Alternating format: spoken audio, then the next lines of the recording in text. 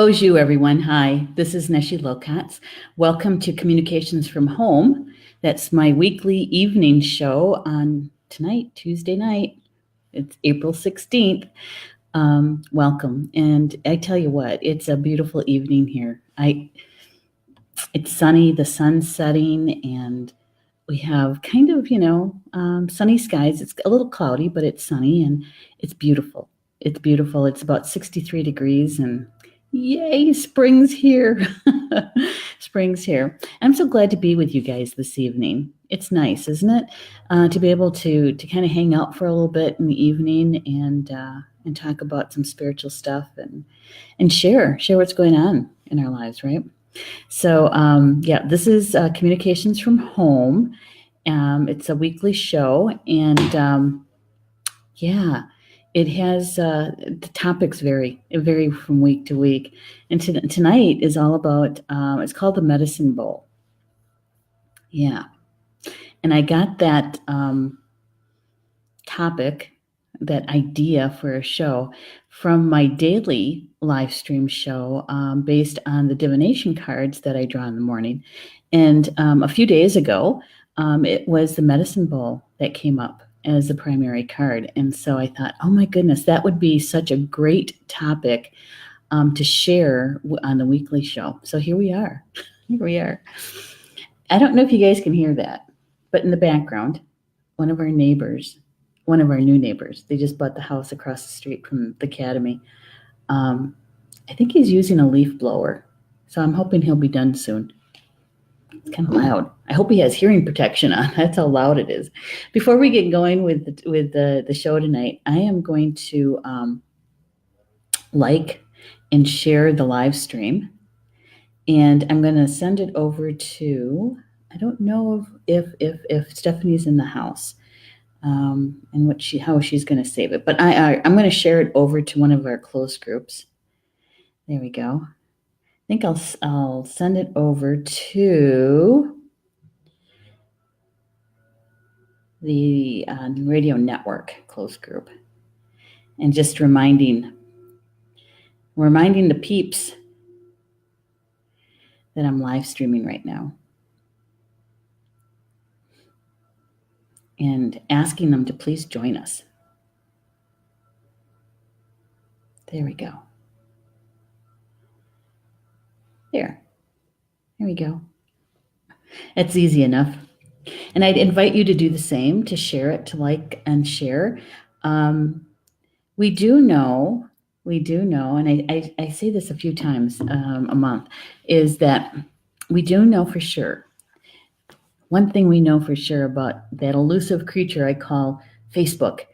We know that Facebook likes comments, and it likes us sharing, right?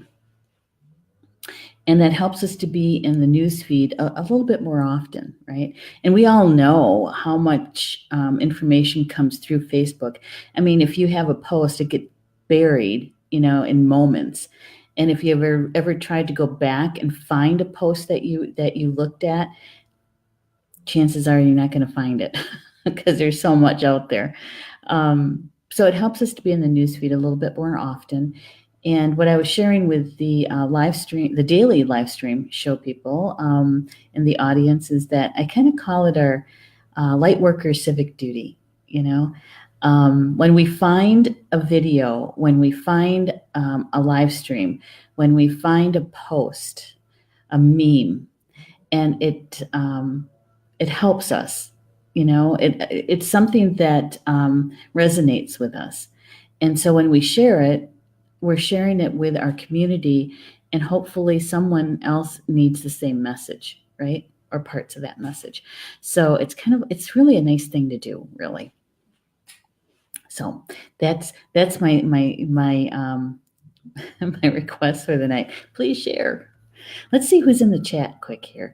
Rob's here. The best April 16th of 2019. Yes, it is. Hey, the snow's almost all gone. We got a couple of places where we have, like where we had huge piles of snow. It's much smaller, and but most of the snow is all melted today. Yay! Yeah, and I actually got out into the garden today. It wasn't really to do much gardening, unfortunately, but we had to put some fencing up. And I'll take a picture of it for you guys tomorrow. We had to put some fencing up to keep Georgie, the 9-month-old now puppy, out of the gardens. Yes, he likes to dig. He likes to trample them. When he was really real little, he was going to the gardens and underneath the hostas and kind of do one of these things, and he'd pop up and he'd go back under. Yeah, he trampled them is what he did. So I'm trying to save my gardens from Georgie. So we had to put up some fencing. You'll see how long it keeps him out, right? Hi, Christina. Hello to you and congratulations. Congratulations on finishing up. Was it the 3rd year or 2nd year at Trinity Healing? I love the pictures you guys shared. Thank you so much for including all of us in your graduation. Yeah, your initiation. And Rob is saying, I've done medicine bowling, but I'm not on that many meds, so I can play Canadian 5-pin. You're so funny. You're so funny. I don't think I've ever played Canadian 5-pin. I don't think I have. Oh, Kimberly's here too. Hello, Kimberly. She says, hi, everyone. I spoke to a few people about Star Nation, so you might find more people with the windy West Coast watching. Love and light. Thank you so much, Kimberly. That is so nice of you. And I hope that the people that you shared the information with, that they'll find their time with us helpful. Helpful. Yeah. Christina said, thank you, Neshi. Finished up 2nd year. Yeah, that's it, 2nd year. Hi, Jocelyn. Good to have you here. Good to have you here. Thank you so much, you guys. Tonight's show has a lot to do with a metaphor. Yeah, a metaphor. This was kind of the insight I had to this card draw that we did the other day, and Medicine Bowl card came up. And I realized that it could be a metaphor for our life, our body, our bodies, our physical body, our mental body, our emotional body, and also our spiritual body. Okay, and I'm going to show you the card because some of you may not have been able to see that particular live stream. And so the cards that we're using right now for the daily show is, let's see if I got this right. Nope, I always do that upside down. All right, is the Sacred Path cards by Jamie Sams. Sacred Path cards by Jamie Sams. And this is what they look like. They're kind of pretty. Got the God's eye on the back symbol. And actually, this particular color, believe it or not, is the 2019 color of the year. Now, these cards were published in 1990. Aren't they pretty? I like that the turquoise and that coral or that peachy coral color together. Yeah, I like it. All right, so the Medicine Bowl card, this is the card. It says Medicine Bowl. And it's got, the image has wooden bowls, a wooden bowl, and also a pottery bowl, right? And the meaning behind the card is healing. Healing. Yeah. And the first time I drew this card, the first time we used the cards, it was the first deck we started using last May. It's been almost a year for me doing daily shows. Can you believe that? It's a lot. The first time I drew that card, I was sharing with the audience at that time that this particular card actually kind of reminds me of one of my uncles. Yeah, one of my Degas. That's Ho-Chunk for uncle. Yeah, Dega Myron. He actually used to make wooden bowls. Yeah, it was something that he started doing after he turned 70. It was in his elder years that he would make these handmade wooden bowls. And he didn't make many of them, but the ones that he did make, I tell you what, his children really treasured them a lot. And these wooden bowls, as you might know, a handmade anything, right, holds a lot of energy of the person who makes them, right? And so, holding these bowls, you could feel how much love he put into those bowls and how much of his artistic ability was in those bowls. Yeah, it's much like a potter, I think.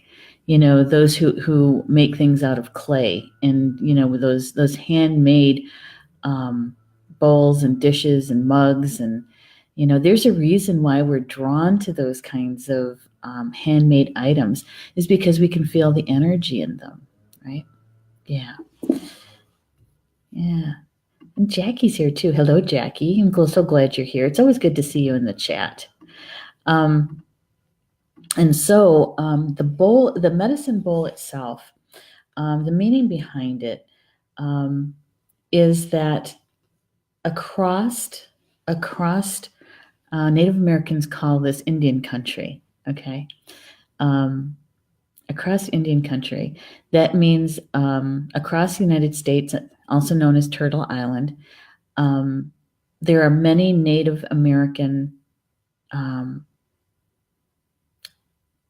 was going to say clans, which is true, villages, not just on reservations, but all across the United States in Indian country, you'll find traditional people using medicine bowls.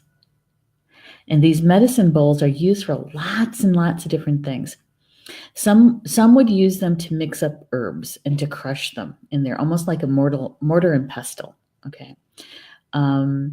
Some will actually use it to make to steep their broths or their teas in the medicine bowl, right? And when they're using that medicine bowl to help someone that's ill, the medicine bowl that they take in is the one that they use all the time. And it's very, very plain. It's very plain. There's other medicine bowls that they might use for like a public ceremony. They won't bring out the one that they use for most of their work, right? But the ceremonial medicine bowls are quite ornate, and they're meant for that public use of it. And so it's kind of fun to kind of sit back and take a look at that. Something that they hold very, very personal, a healing tool that they use, right? The one that they use for most of their work is a very, very plain bowl, whether it's wooden or whether it's ceramic. Yeah. And the one they use for the ceremonies in public are very ornate, and they don't take them out very often, but when they are in use, they're cherished. They're held in high esteem in those ceremonies. Yeah. In my family, it's not necessarily a bowl, but what we do when we do like somebody is receiving their Native American name, their family name, it's a naming ceremony, and there is a pipe, and prayers are put with the tobacco into the pipe, and it's communal, right? But there's also communal water too, spring water, and that we each drink from the same cup. And that water represents Grandmother Earth's blood, okay? And so that communal cup is much like that medicine bowl. Yeah. And what's really interesting is though in some tribal nations, they actually use that wooden bowl to divine information. Yeah, it's almost like scrying in a way. For those people who know what scrying is, yeah, something like that. So most people who do scrying, they use a mirror, okay, in modern day, right? They use a mirror to do the scrying. And what you're doing is it's a very dark surface, and what you're doing is you're looking into the mirror for images, right? It's almost like being a clairvoyant, and you're remotely viewing in a way. But with the medicine bowl, lots of times what they'll do is the owner of the bowl will have the bottom of it, I want to say it's almost waxed, but it's very dark at the very bottom through the use, right? And what they do is they put some water into the bowl, and because the bottom is very dark, you can't really tell how deep it is. And so what they do is they actually look into the bowl and looking for spirit to show them images. So it's a lot like scrying, right? So that medicine bowl is used for a lot of different things, a lot of different things. And here, I want to share with you just one piece of what the card actually holds, because they talk about healing, right? It says that the medicine bowl is a traditional tool used by the seers, dreamers, and medicine people of Native America. A medicine bowl that has been handed down through many generations of medicine people can be several hundred years old. And it will carry the strengths and weaknesses of its former guardians. And so it's passed down generation to generation. And like I said, it's used for many different things, and it depends on what that healer or that medicine person, because there's a difference between those two, what their strengths are, right? So there's some, for instance, if it's a woman, she may be only doing healing with herbs for other women, because that's her strength, okay? She really knows the herbs. There may be somebody who is a medicine person who is also known as a holy person, who is, many people would consider them shamans, okay? And they might use their medicine bowl in a completely different way. So it's got many, many different kinds of uses. All right, and she goes on to say that that the medicine bowl is where ideas are nurtured, the future is held, and growth is accomplished. Yeah. And she also says that, so it's with the medicine bowl, the visions or answers are not predictable until viewed. We must be open to what future brings. Some of the lost medicine of our ancestors is returning through the use of the medicine bowl. These sacred healing bowls remember former uses and willingly share the memories of those trained to hear, feel, or see. Okay. And so when we drew this card, the application of the card is, if you choose the medicine bowl card, healing is on the horizon. This can be a spiritual, mental, emotional, or physical healing. And paying attention to the events in your life and acknowledge with gratitude the healings that manifest themselves. It also, in all cases, the medicine bowl speaks of good medicine. It is being offered. Your present task is to find it and use it and heal the self or assist to heal another, okay? And here is where my aha moment happened with this card, is that many of us have consciously made the decision to do whatever we need to do to heal any of the traumas that we've been through in this lifetime, in past lives, in parallel lives. Anything that's blocking us from or interfering with us to work our soul contract, to use our gifts, to experience our soul purpose, right? Many of us have made that conscious decision, and many of us have really done some deep, deep work, right? We've changed our lives. We've changed the lives of some of the people around us because of the kind of work that we've done for ourselves and that healing and releasing, that it has allowed us more access to our divine gifts, the gifts that we came in with, to our own intuition, right? Yeah, yeah. And so when I was thinking about this medicine bowl, actually I was sitting with it after the show was done and thinking about that aha moment I had. And in that aha moment was, we are the medicine bowl. Our ancestors used a physical bowl to help with others to heal and to actually heal themselves, right? I could say in modern day, we could use that medicine bowl as a metaphor for ourselves. Yeah.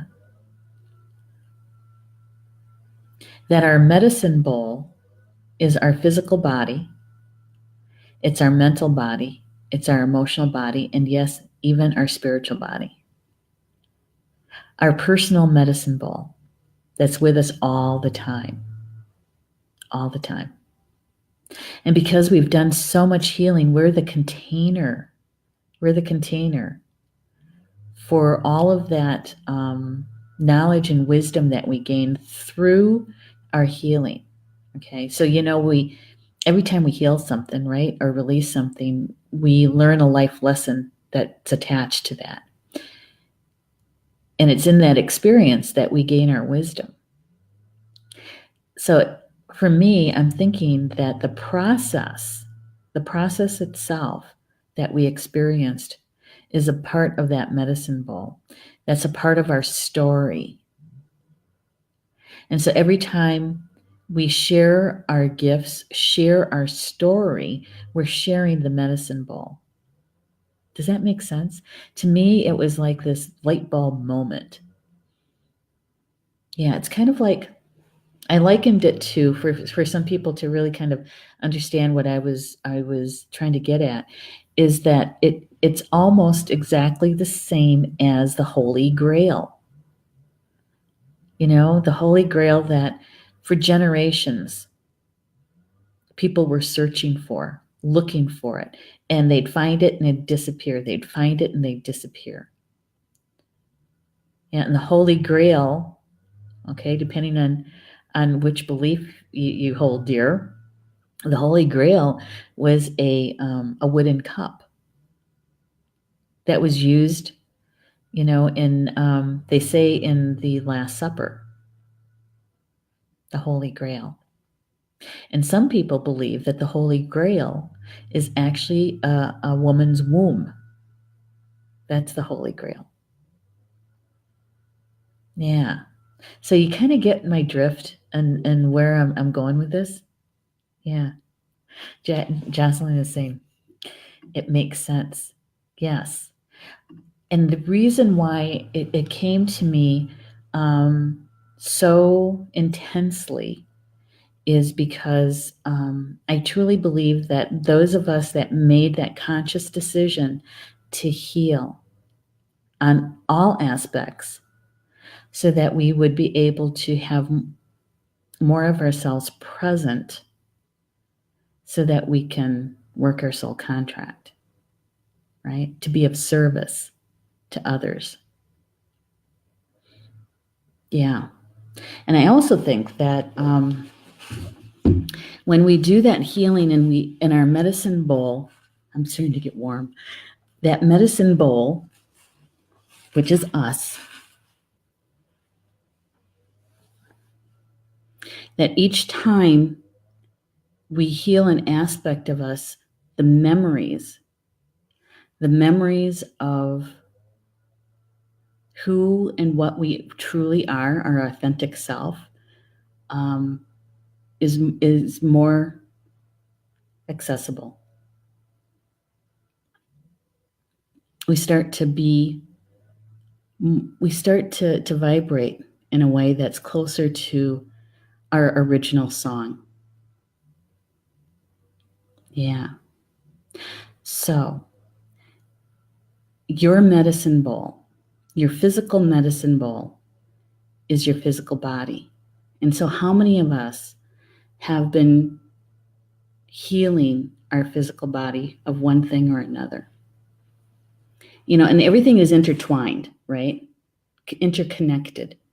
So by the time a situation ends up in our physical body, such as, arthritis or fibromyalgia or anything that affects our physical body, it's been out in our etheric bodies, our energy bodies, for quite some time before it actually manifests into our physical body. So when we're healing that aspect of the physical body, we're healing our physical medicine ball. Yeah, it's not broken. None of us are broken. It's repairable. And I think that when we heal those aspects of our physical body, we have more presence in our physical body. Yeah. So when we're doing our grounding, which is really important these days, extremely important. When we're doing our physical grounding, we're grounding our medicine bowl to the earth plane. So that when we take in information of all kinds,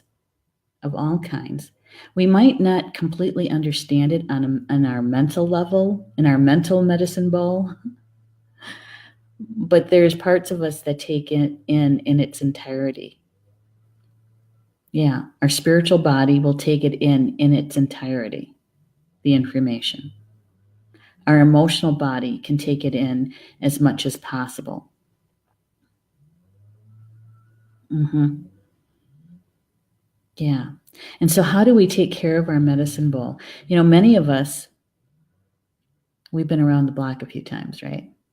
And we all have our ceremonial tools. I have my drum. I have my eagle feather. We have sage. We have the container that we put our sage in to burn it. We have all kinds of tools. And sometimes we take better care of our tools and treat them with more respect than we do our personal medicine bowl. Why is that? I used to teach certification courses in space clearing. I've been in space clearing since I was 13 years old. And so I know how to take care of those ceremonial items, and how we clean them and how we smudge them, to truly clean them, right? And we have special cloths that we wrap them in, special containers that we place them in. And we should. Those are our allies. We should take care of them and have utter respect for them and cherish them. We should, right? But how do we take care of our personal medicine bowls? Christina's saying, I love the imagery of the medicine bowl, the healer sharing of wisdom and the Holy Grail. They all flow together really nicely. They do, don't they? They really do. And Kimberly is saying, yes. Yeah. So it's something to kind of bring to your mind and to your heart, I think, is that we're consciously making the decision to heal. We're consciously making the decision to have access to our gifts and to our intuition, right? To be able to utilize our skills and our education optimally, right? We're consciously making that decision. Right. We're consciously deciding to use our medicine bowl. And there's a reason. There's a reason why I used this particular picture together for the promotion of this show. All right. I found these two bowls. They're copyright free pictures, but when I saw them, I thought, oh, those are perfect. Perfect, because you're probably never going to actually see real pictures of somebody's personal medicine bowl that they use for healings with others, because they usually don't take pictures of those things.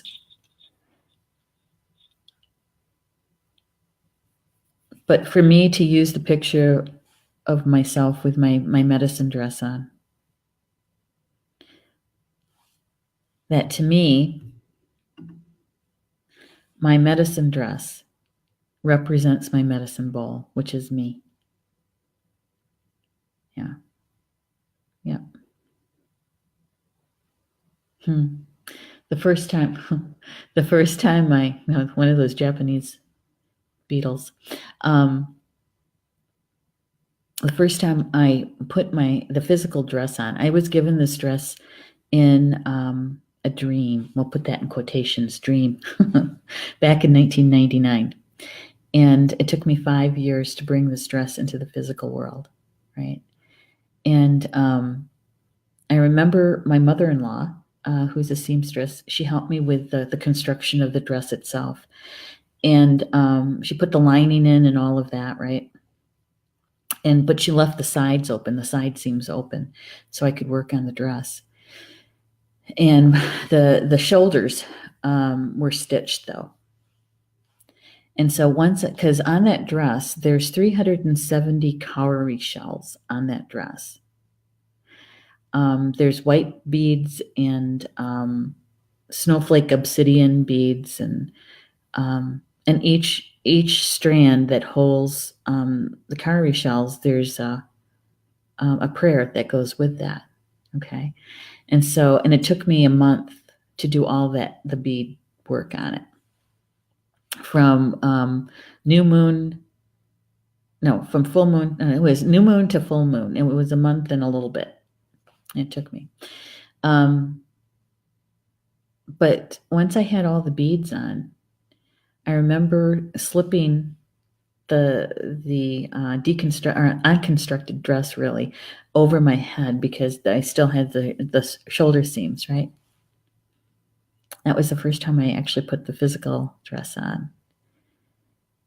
And I remember the sound mostly from the dream, and what it felt like to have the dress on. And I remember standing in the bathroom, looking at my reflection. And when I moved, the sound was very similar. And the feeling of it was exactly the same. But that's my medicine dress. And so I thought, when I have that dress on, I'm the physical representation of my medicine bowl. And when I was looking at the graduation pictures, that everybody was sharing over at Trinity Healing, I was looking at these ladies dressed in their white graduation outfits, their healing outfits. And I was thinking, oh my goodness, they're wearing their medicine bowl.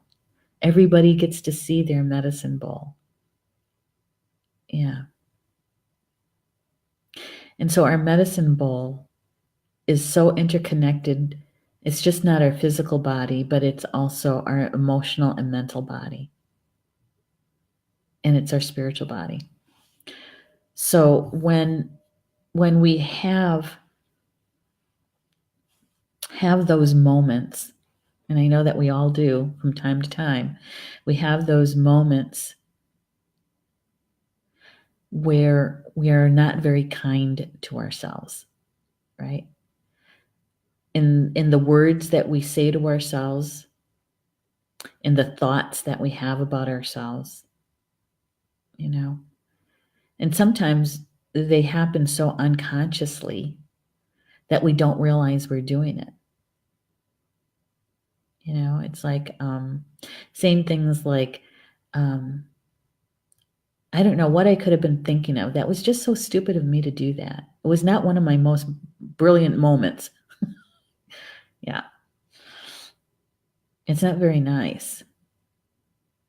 Or to call ourselves crazy. This sounds, I might be crazy, but it said sometimes we don't even consciously think about what we're saying about ourselves. Or a lot of times the thoughts are probably even less kind because we're only thinking it, we're not saying it out loud where somebody could hear it, right? And so how are we treating our medicine bowl? Would you treat one of your healing tools that way? Chances are no, you wouldn't. You wouldn't. Chances are. And so when we're consciously aware, and we still do that, it's like, oh my goodness, okay, I'm going to delete that last thought and I'm going to replace it with, right? Yeah. Yeah. In the last probably good month, maybe even 6 weeks, people that have studied with me, clients that I don't have many. I don't have a lot of time to do that kind of work right now, but I do have a few. And I also work with all of the show hosts and contributing writers, right? And I have to say that there's a lot of people going through some really, really rough times right now. I think that we're all experiencing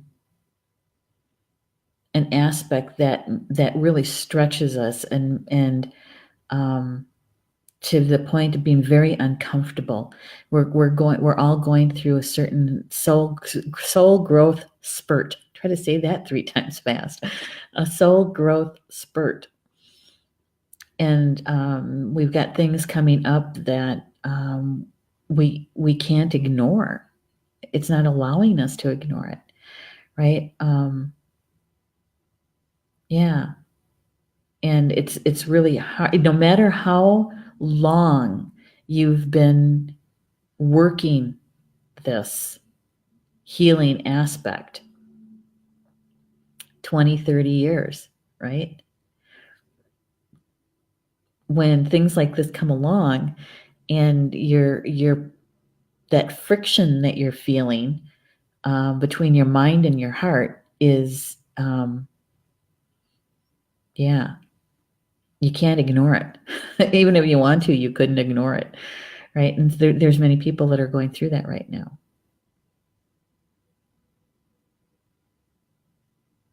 And I had to stop a few people and say, you can't talk about my friend like that.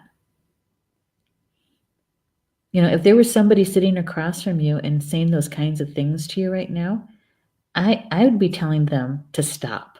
You don't treat my friend that way. So I'm kindly telling you, stop. Don't treat my friend that way. Yeah.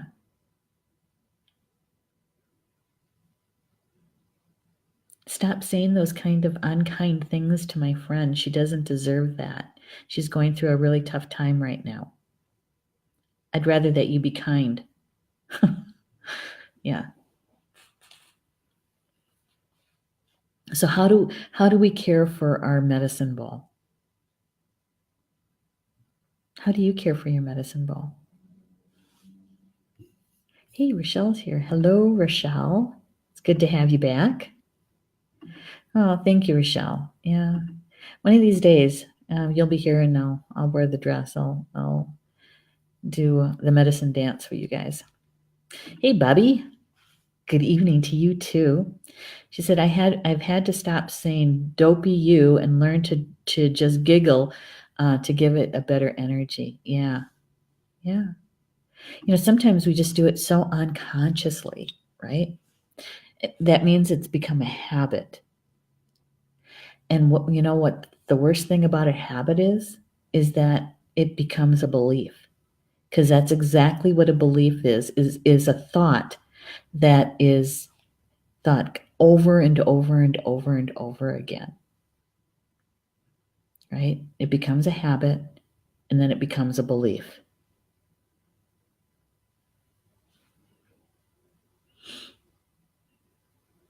Yeah. There's a few phrases that I heard this past month going through my head right now, and it's like, oh my goodness.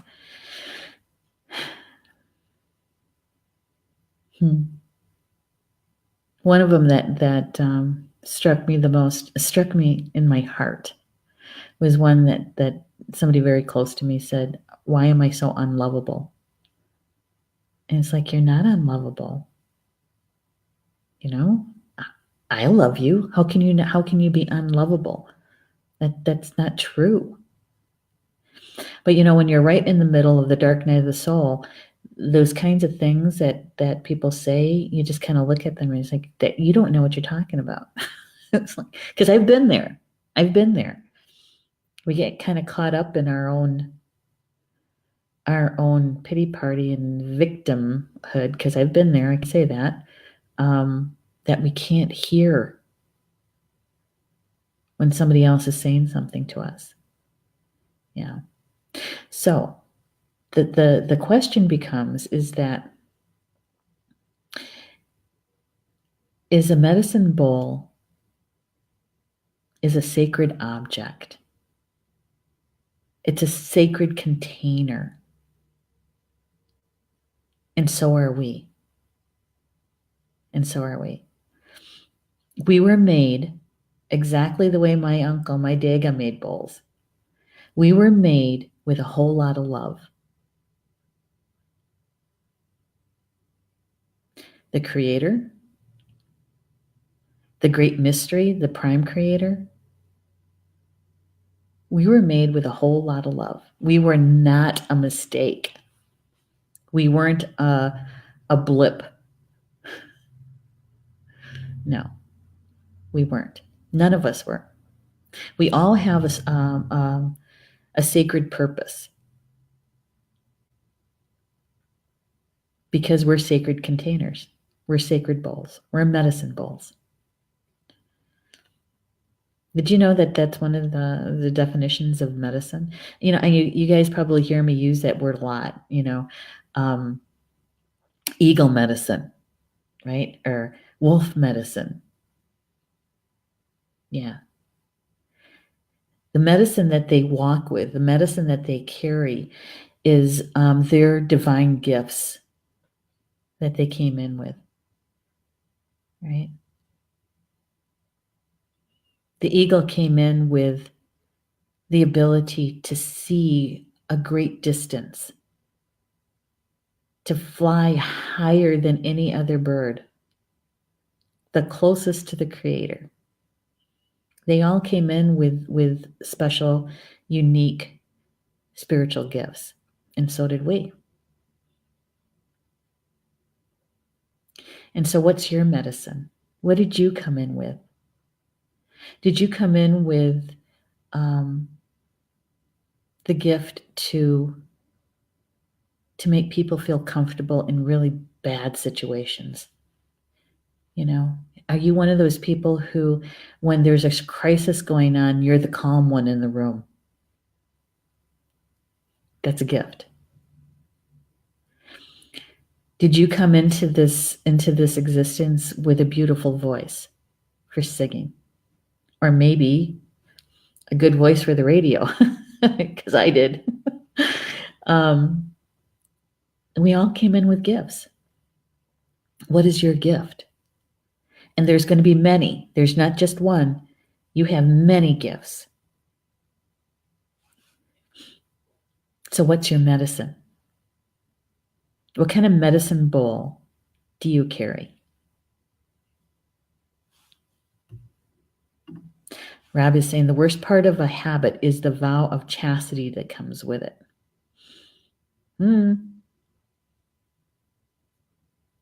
Maybe for those nuns, maybe. We're finding out a lot about those vows that weren't really true.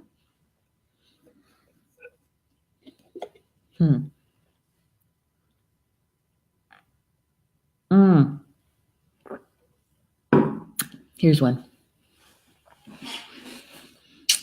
Tell me what you think about this or what you feel about it. Yesterday, we all witnessed a sacred container, a medicine bowl, if you will, go through something pretty horrific, right? Notre Dame, the cathedral. There were some people who were actually watching it, on the live feed, right? When the spire fell. That particular building, 700 years old, right? It was a sacred container, a sacred bowl, a medicine bowl that contained a lot of religious objects that meant a great deal to a lot of people, a lot of souls. And to watch and to take that in, this sacred container, this medicine bowl, be destroyed. Now, there's parts of it that did survive, right? And they are going to be able to rebuild. But we watched that happen. Yeah. Now, I know that there's many of us have the belief that everything happens for a higher purpose, right? We might not always understand it in our mental mind, but given enough time and we ask for assistance with the clarity of it, that we can come to an understanding, a deeper understanding on how everything unfolds, and what they represent.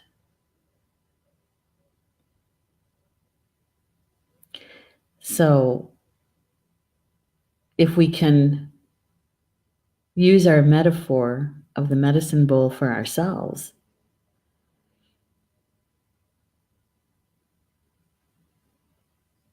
how we treat our medicine bowl and how we regard our medicine bowl makes a big difference. It's a mindset. It is a heart feeling in how we do that. There's, in 2010, my dad walked on September, Labor Day weekend. He walked on. And during that time frame, just before that, I was kind of borderline diabetic, type 2.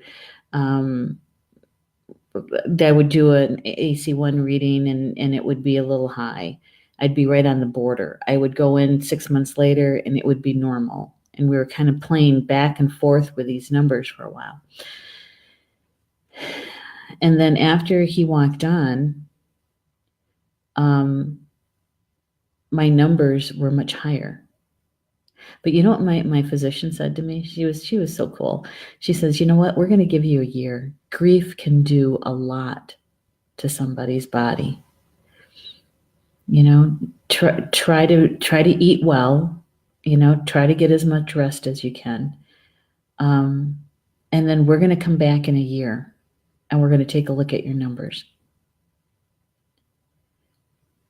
Well, grief did a job because I ended up with a type 2 label. But you know what I did? I took that seriously. And I refused the medication for it. I said, I'm going to do this through my diet. What do I have to do? I met with a dietitian. I read a lot. Yeah. And so, yeah, I was able to bring my readings down to a normal range. Not the normal that the clinicians tell you is normal. No, the actual normal range for a healthy person. And my physician, 3 years later, said, if I wasn't the one that gave you the label, she goes, I'd be looking at somebody who's not a diabetic. But it took a great deal of conscious thought to change that. Yeah, and change those habits. Yeah. So how we treat ourselves and how we treat this medicine bowl is really a very conscious decision. And that conscious decision is going to put you in a position to have to change some of your beliefs and and to become more conscious of the way that you talk to yourself and about yourself. Yeah. And Rob is saying Cathedral of Our Lady in Paris. Yeah. He says the church did not begin to venerate the divine feminine in any way until Saint Bernard of Clairvaux brought forth the veneration of the Holy Mother. The cathedral broke ground 10 years after his death. Well, thank goodness for Saint Bernard, because he started a movement, didn't he? Yeah. There's one other thing I want to show you here. A friend of mine, she started out as a student, as a client of mine, and then became a student of mine, and now she's a really good friend, and she is a trainer, and she found this. She's in Illinois. She's training a group of people, and she found this and she shared it with me. And this is a plaque called the Trail of Death of 1838. This particular trail is about the Potawatomi Nation, and that is part of my mom's people on her side of the family. My grandfather, my Misho, was the Potawatomi, and he was actually a part of this march. He was just a very small child at the time. And yeah, more than half of the nation was lost on this forced march across, coming down through Michigan, through parts of Wisconsin, through Illinois, Iowa, to Council Bluff, Iowa is where we ended up for a little while, and then down to Kansas. But it's called the Trail of Death because more than half of the nation perished on that forest march. Yeah.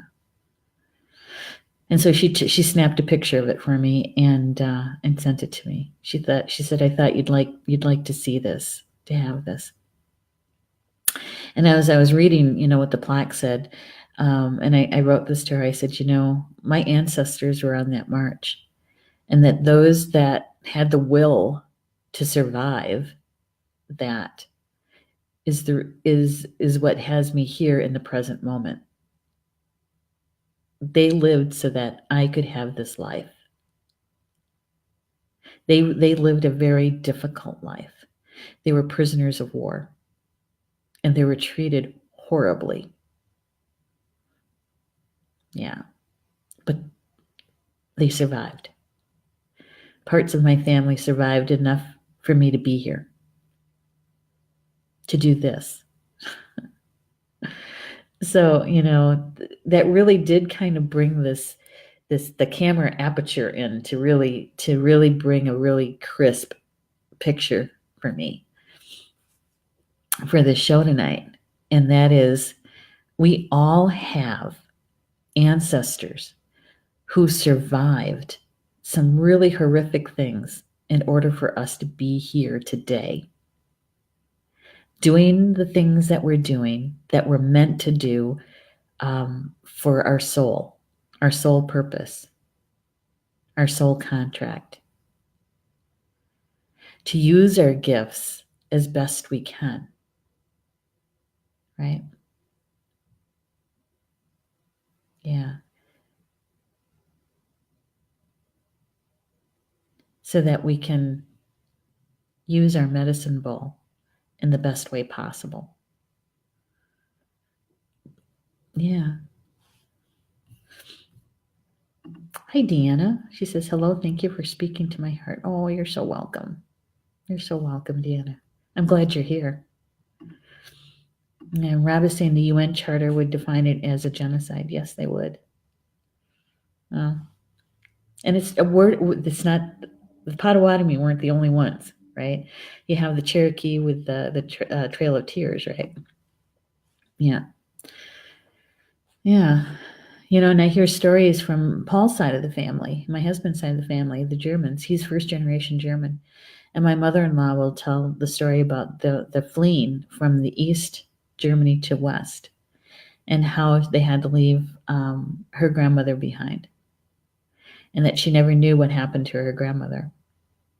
Where did she die? How did she die? She doesn't know. And it was a grandmother that she was very close to. Said it broke her heart to leave her. And so we all have something that our ancestors did so that we could survive, so that we could be here right now. And so, it really puts into focus for me how I treat my medicine ball. How do I take care of it? Do I smudge it? Of course I do. Do I have a pretty container to place it in? To wrap it up in a pretty piece of cloth.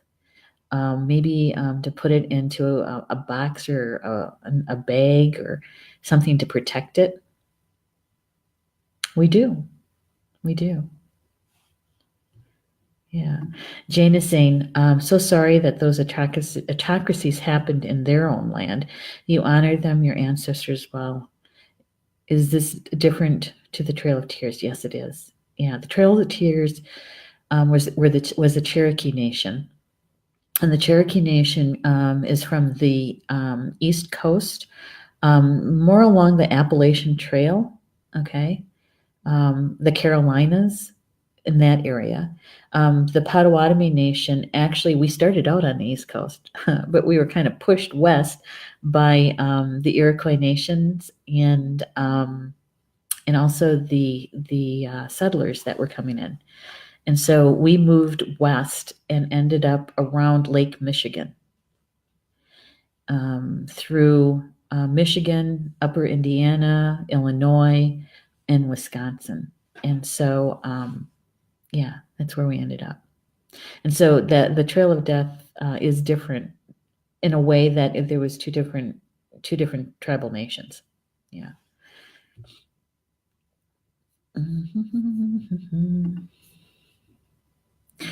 And Jocelyn's saying, I knew of Trail. Yeah. The Trail of Tears, in 1838, I didn't know of the Trail of Death. Yeah. Actually, there's a documentary on the Trail of Death. If I can find it, I don't know if it's on YouTube. I happen to have I think it's a DVD of it. But I'll see if I can find it on YouTube. It might be there. And I'll share it with you guys. It gives it kind of the history. And Rob says, I honor one Mohawk whose family left the reservation to adopt the white man's ways. Say what you will of that, but my life would be the worst had that decision not been made. It was his ancestral memories that communicated to my parents. Oh, okay. Wow. Yeah, like I said, that we all, every single one of us have an ancestor who survived, something pretty horrific for us to even be here. Right? And so how are we going to best use our lives, our medicine bowl, right? Yeah. And sometimes the best thing we can do is to cherish and treat our medicine bowl with a lot of respect and a lot of love.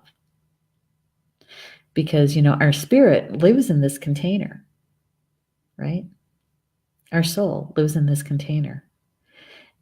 This container is what has our ability to experience this physical life so that we can gain the wisdom from it. Yeah. You know, I wish I could remember where I read this. This was years and years and years ago. I want to say it was Deepak Chopra, but I don't know if that's right. But that for every soul on earth, that there was 150,000 other souls that wanted to be here. That wanted to be here. And some of us treat this as some, horrible reason to be here.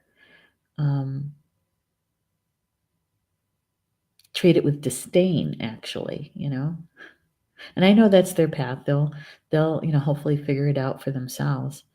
But 150,000 other souls wanted to be in this place. For each soul that's here, that's a lot. That's a lot. And so we have the opportunity to do the very best we can, right?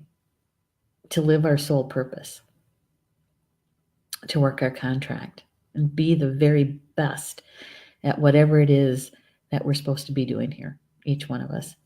Yeah. All right. So, and here's Bobby. Bobby's got something to say. She says, my grandmother lived confined in an apartment with 5 children during the polio epidemic, and my grandfather could not see them for 6 months, over 6 months, only could see them from a window. Strong families to make room for us. Oh my goodness. See? Exactly, Bobby. Thank you for sharing that. See, we each one of us have something in our ancestors that they survived so we could be here. So we could be here. So what are we doing, right, for our descendants? What are we doing to survive? Not just survive, but to thrive so that they can be here. Yeah. Kimberly saying brings gratitude to us on how nowadays we're lucky to have such a comfortable existence. That's for sure. And we should be grateful for sure, right? I like electricity. I like running water. I like having constant heat and cooling. I like those things. So yes, very grateful. Very grateful. Jocelyn saying, try to teach the young of the medicine balls. Yes, wouldn't that be nice? You know what would really be kind of cool is if we could actually make a medicine bowl, whether it's out of clay. We could do that. If it's a wooden bowl, I'm sure there's a way we could figure that one out too. But at any rate, I'm sure that there's even if you wanted to collage it, to bring it into more of your awareness, right? Collage your personal medicine bowl. What would that be like? Right? Yeah. It's like a vision board in a way, right? That would be even interesting. So if anybody takes me up on that idea of a vision board or a collage of your representation of you as a medicine bowl, please share it with us. Please share it with us, because I bet it would be beautiful, right? Yeah, I got that one. And Roberta's saying, or Bobby's saying, feeling grateful. Me too. Me too. Jocelyn's saying, depression my parents went through. Yeah. Yeah. My mom and my dad, both children through the Great Depression. Yes. Yeah. Bobby's saying, I can teach pottery in a wheel class. Ooh, there you go. Ooh, Bobby, that might be something we could do, huh? I'd take that class. I would. I haven't thrown on a wheel in decades.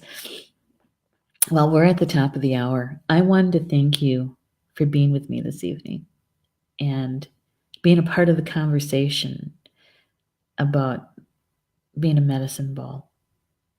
Yeah. And my wish, my hope is that you love and cherish yourself as the medicine ball, because we do. We do. All right. So, and enjoy the rest of your evening, this Tuesday evening. You can join me tomorrow afternoon if you'd like, or tomorrow whatever time of day that is for you. It's 3 p.m. Eastern time for the daily live stream show, and the group card draw. That's at 3 p.m. Eastern time. And then tomorrow night is Polly Joe LeBay's Soul Connection tomorrow evening at 7 p.m. Right? So if you're interested in a healing meditation and then get a card draw, it's a good one.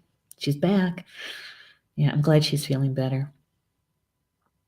All right. So enjoy the rest of your evening, and we'll see you back here. Oh, wait, I almost forgot. Thursday night at 8 p.m. Eastern time. Okay. At the Star Nations Academy closed group, we have the monthly free mini class at 8 p.m. Eastern time at the closed group. We're talking about creating altars. It was a suggested topic, and so I'm going to be teaching that on Thursday night. Okay. So we're talking about why would we want to have an altar, how to create an altar, and more importantly, how to take one down. There's a way. All right. All right. You guys, you're very welcome. And Bama Mina, that means in Potawatomi, until we see each other again. Love you guys.